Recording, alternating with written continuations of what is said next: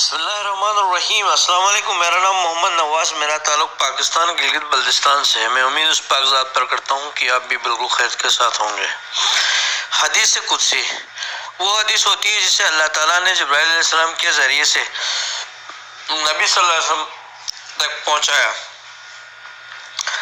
لیکن یہ اللہ کا پیغام صرف اور صرف نبی صلی اللہ علیہ وآلہ وسلم اور اللہ تعالیٰ کے درمیان گفتگو ہوتی ہے، گفتگو ہوا کرتی تھی، لیکن اللہ تعالیٰ نے حکم دیا تھا کہ اس پیغام کو قرآن مجید کا حصہ نہیں بنایا جائے۔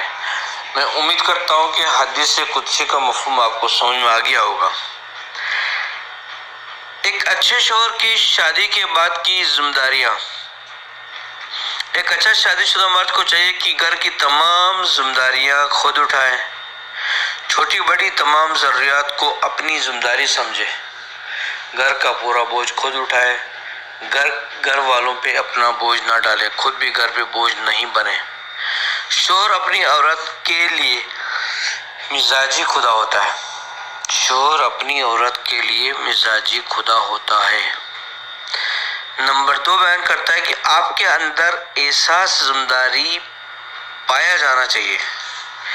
ایک گھر کا جو مرد ہوتا ہے ذمہ دار، اس کے لیے بول رہے ہیں آپ کے اندر احساس ذمہ داری پایا جانا چاہیے، یعنی گھر والوں کی ساری پریشانیوں کا بوجھ خود اٹھائے، خود اٹھانے کی صلاحیت رکھتا ہو، گھر والوں کی ساری پریشانیوں کا بوجھ خود اٹھانے کی صلاحیت رکھتا ہو۔ نمبر 3 اپنی پوری فیملی کو عزت دے دینا، دوسروں سے اپنی بیوی اور بچوں کی عزت کروانا مرد کے ہاتھ میں ہوتا ہے۔ گھر میں آپس میں جتنا بھی اختلاف ہو، آپ کے آپس میں گھر میں آپس میں آپ جتنا بھی اختلاف کریں، آپس کا اختلاف اس کو گھر تک ہی رکھیں، باہر دوسروں تک نہیں پہنچائیں،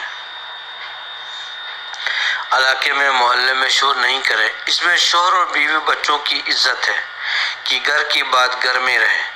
دنیا میں سب سے زیادہ ہمدرد اپنے بچوں کے لیے ان کے والدین ہو سکتے ہیں، بہن بھائی ہو سکتے ہیں، یعنی گھر میں بڑے بھائی کا اپنا مقام ہوتا ہے اور چھوٹے بھائی کا اپنا مقام ہوتا ہے، بڑی بہن کا اپنا مقام ہوتا ہے، چھوٹی بہن کا اپنا مقام ہوتا ہے۔ نمبر 4 سب گھر والوں کو مل کر ترقی کرنا چاہیے۔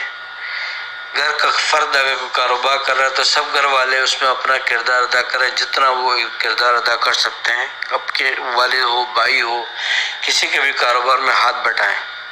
کوئی بھی شخص اکیلا ترقی نہیں کر سکتا، اکیلا ترقی کر جائے گا اتنا نہیں کر پائے گا جتنا بہت سارے کاروباری پارٹنر مل کے کرتے ہیں۔ جیسے کہ چائنا کی بہت بڑی کمپنی ہے علی بابا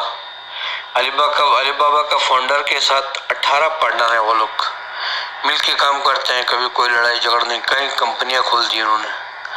آپ اور آپ کے بچوں اور بیوی میں خوف خدا ہونا چاہیے، آپ ایک دوسرے کی ایمان بڑھانے کا سبب بنے اور ایک دوسرے کا سہارا بنے۔